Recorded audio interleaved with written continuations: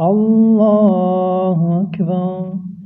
اللهم باعد بيني وبين خطاياي كما باعدت بين المشرق والمغرب.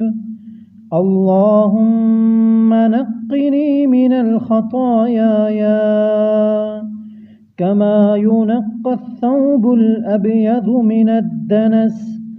اللهم اغسلني من الخطاياي بالماء والثلج والبرد. بسم الله الرحمن الرحيم. الحمد لله رب العالمين الرحمن الرحيم مالك يوم الدين.